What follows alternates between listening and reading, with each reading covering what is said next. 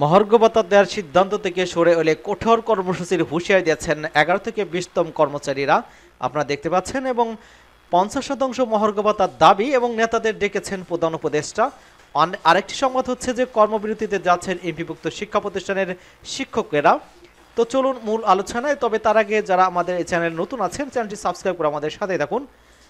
এখানে যেটা বলা হচ্ছে যে সরকারি নিয়মে শিক্ষক কর্মচারীদের বাড়ি ভাড়া, চিকিৎসা ভাতা এবং উৎস ভাতার দাবি করেছেন তারা। স্কুল, কলেজ, মাদ্রাসা, কারিগরি প্রতিষ্ঠান জাতীয়করণের দাবিতে রোববার থেকে কর্মবিরতিতে যাওয়ার কথা বলেছেন আন্দোলনে নামা শিক্ষকেরা।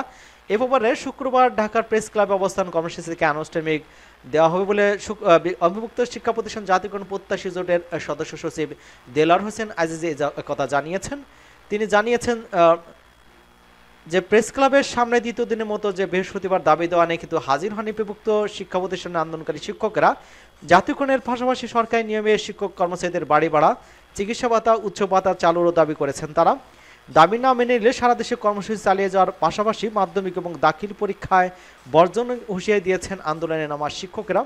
দাবিগুলো নিয়ে শিক্ষা উপদেষ্টা ওয়াহিদুল মাহমুদের সঙ্গে দুদফা আলোচনা হয়েছে বলে জানিয়েছেন তারা। আন্দোলনকারীরা বলেছেন মঙ্গলবার উপদেষ্টার তরফ থেকে আগামী বাজেটে বার্তা বাড়ানোর আশ্বাস পাওয়া গেছে, তবে জাতীয়করণের সিদ্ধান্ত এই সরকার নিতে পারবে না বলে ওই দাবি বাস্তবায়নের বিষয়টি নির্বাচিত সরকারের জন্যই রেখে দেওয়ার কথা বলেছেন শিক্ষা উপদেষ্টা। জাতীয়করণের প্রত্যাশী জোটের সচিব দেলোয়ার হোসেন আজিজি বলেছেন, আমরা আশ্বাসে বিশ্বাসী না, এখানে এসে ঘোষণা দিতে হবে আমাদের দাবি মেনে নেওয়া হয়েছে। অনেকটি সংবাদ যেটা হচ্ছে যে মহার্ঘ ভাতা দেওয়ার সিদ্ধান্ত বাতিল হলে কিন্তু কঠোর কর্মসূচির হুঁশিয়ারি দিয়েছেন ১১ থেকে ২০তম গ্রেডে যারা চাকরিজীবী আছেন তারা। প্রেস ক্লাবে আয়োজিত এক প্রতিবাদ সমাবেশে বক্তারা এসব কথা বলেছেন। ফোরামের সভাপতি লুৎফর রহমান সভাপতি সমাবেশে উপস্থিত ছিলেন উন্নয়ন পরিষদের সভাপতি জিয়াউল হক, সহসভাপতি আশফাকুল ইসলাম সহ অনেক নেতাকর্মী সেখানে উপস্থিত ছিলেন। এবং ১১ থেকে ২০তম গ্রেডের চাকরিজীবী ফোরামের সাধারণ সম্পাদক সমন্বয়ক মোহাম্মদ মাহমুদুল হাসান বলেন, আমরা পত্রপত্রিকায় জানতে পারলাম এখন আর মহার্ঘ ভাতা দেওয়া হবে না। যদি এ ধরনের কোনো পদক্ষেপ নেওয়া হয় তাহলে কঠোর কর্মসূচি ঘোষণা করা প্রয়োজনে সারা দেশে কর্মবিরতির মতো কঠোর কর্মসূচি ঘোষণা করা হবে। এবং ৫০% মহার্ঘ ভাতা দাবি যেটা করেছেন সেখানে আপনারা দেখতে পাচ্ছেন ৫০% মহার্ঘ ভাতার দাবি নেতাদের ডেকেছেন প্রধান উপদেষ্টা। এখানে বলা হচ্ছে যে আমাদের ৭ দফা দাবি হলেও মূলত ৫০% মহার্ঘ ভাতা এবং নবম পে স্কেল দ্রুত বাস্তবায়নের এই ২ দফা দাবির প্রতি বেশি গুরুত্ব দিব। ছাত্র জনতা যে বিপ্লবের মধ্য দিয়ে বৈষম্যহীন দেশ গড়ার প্রত্যয় সরকার দায়িত্ব গ্রহণ করেছেন, সেই ৫০% মহার্ঘ ভাতা নবম পে স্কেল বাস্তবায়ন সহ ৭ দফা দাবি আন্দোলনরত চাকরিজীবী নেতাদের ডেকেছেন প্রধান উপদেষ্টা ডক্টর মোহাম্মদ ইউনুস।